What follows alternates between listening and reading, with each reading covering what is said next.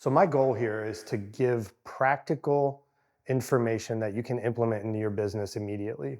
One of the things that's different about me is I have over 25 years of experience in the industry. I've been in roofing since 1995, so I'm going up on 28 years now, and I'm still operating at a high level. I still have my company in Tampa. We're an eight-figure company.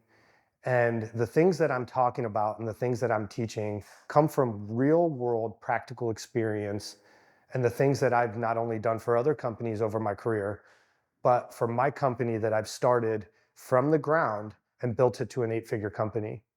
So I want to talk about 5 things that I've seen people post on Facebook that they have questions about and how I actually solve them in my business and how I've seen other contractors solve in their business. The number one thing we talk about and that we hear about is how to recruit and retain top talent. And I hate to tell you guys, this is not going to be what you think. It has nothing to do with being able to find the right people. It has everything to do with you as a company being in the position to attract the right people and retain the right people.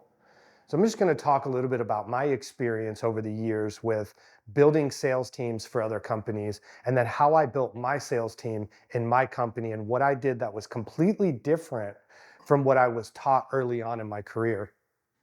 I was working for a large remodeling contractor as a salesperson, and our sales manager was probably one of the worst managers I've ever been involved with. He didn't help us in any practical ways. The only thing that he did was he always pointed out when we weren't meeting our goals. There was no action plan, there was no coaching, there was no teaching, and there was no training. We were expected to do our job, and we were expected to do it at a high level, but without the resources and the support when we were struggling. And so I learned from that. And the next company that I worked for, I ended up being one of their sales managers.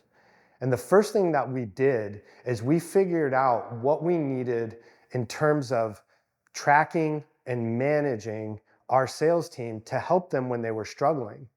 And so when somebody comes in and says to us that they're not closing well, or we know that they're not closing well, we had to trace it back to their activities and what they're doing and what they're not doing to be successful.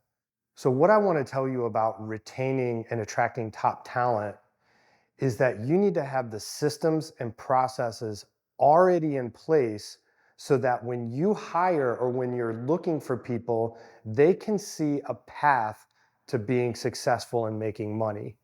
The worst thing that you can do is tell somebody, a new recruit, that they have the opportunity to make 6 figures and not demonstrate to them how they're going to make 6 figures. And even worse, not having salespeople that go to that person and tell them that they love where they work, they make great money, and that they're supported by the company that they work for. So here's the structure of what you need to have in place before you hire a sales team so that you can retain top talent. The first thing that you need to do is you need to have technical training in place, which means they need to know the roof systems or the construction systems that they're going to be selling like the back of their hand. They need to know their product and be comfortable with it before they can go out and sell it. The second thing is you need to have a sales process. You need to have a trainable and a repeatable sales process. There's nothing worse than an owner going out and trying to teach a new sales recruit how they do things without a written down process. Owners, you need to understand you're going to sell your business and you're going to provide a different experience and a different vantage point to a potential customer than a new sales recruit is. It's not their company. They're not going to represent that company the same way you do unless they are taught how to do that.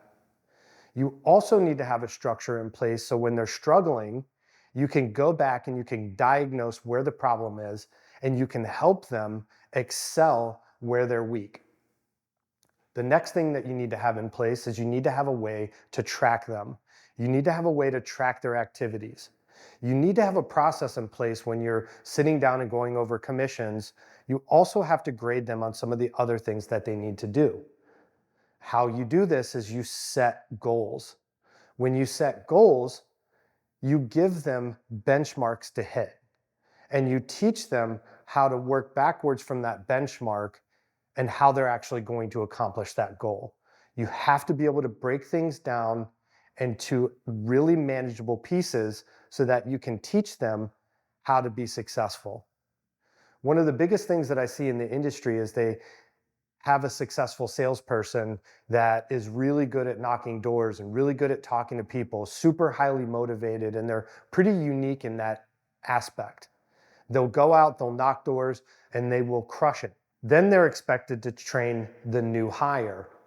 But there's really no standards in place for that salesperson to actually teach and train the new person. There's no written documentation, there's no process, there's no benchmarks, there's no standards, and there's no grading. Those are the things that you have to have in place in order for your sales team to be successful. When you have those in place, you can help your new recruits set goals, you can help them and support them to be successful.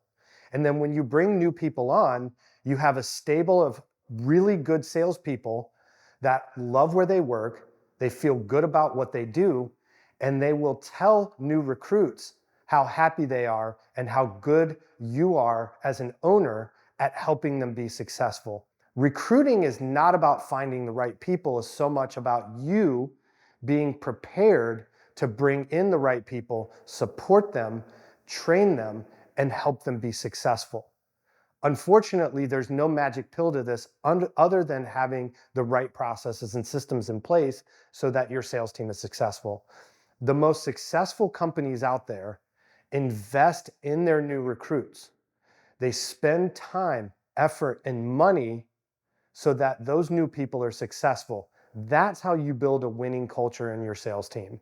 It has nothing to do with the potential of money that they can make and everything to do with demonstrating the path for them to make that money. That's the key.